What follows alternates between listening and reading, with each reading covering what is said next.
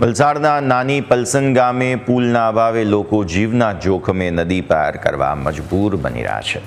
ગામમાંથી વહેતી દમણગંગા નદી પર કોઈ પુલ ના હોવાને કારણે ગ્રામજનો પોતાના જીવ જોખમમાં મૂકી પેલે પાર જઈ રહ્યા છે।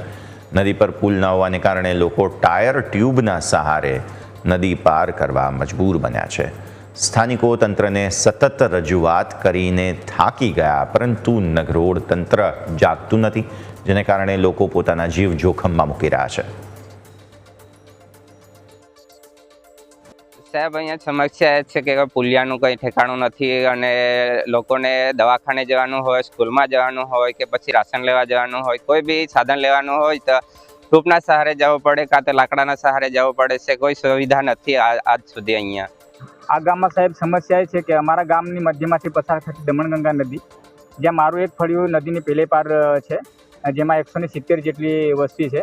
તો આવવા જવા માટે ઘણી તકલીફો પડી રહી છે, જેવી કે નાના બાળકોને આંગણવાડીમાં લઈ આવવું હોય, પ્રાથમિક સ્કૂલમાં આવવું હોય, અથવા તો ગ્રામ પંચાયત કચેરીમાં આવવું હોય, સસ્તા અનાજની દુકાનમાં અનાજ લેવા આવવું હોય તો ટાયરના ટ્યુબના સહારે અમારે આવવું જવું પડે છે। બીજી કોઈ અમારી પાસે કોઈ વિકલ્પ નથી। અમારે સાહેબ એ જ માંગ છે કે અમારે દમણગંગા નદી ઉપર ચેકડેમ કમ કોઝવે બને અથવા તો પુલ બને, અને 3 કિલોમીટર જેટલો રસ્તો બાકી છે, એ રસ્તો બને તો અમારે ઘણી સમસ્યાઓ હલ થઈ શકે છે।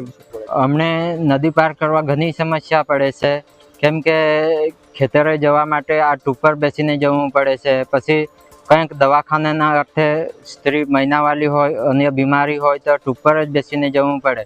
કોઈક વખત એવી સમસ્યા પણ આવી જાય કે ટૂંકમાંથી હવા નીકળી જાય તો જીવ જોખમમાં પડે અને નદીમાં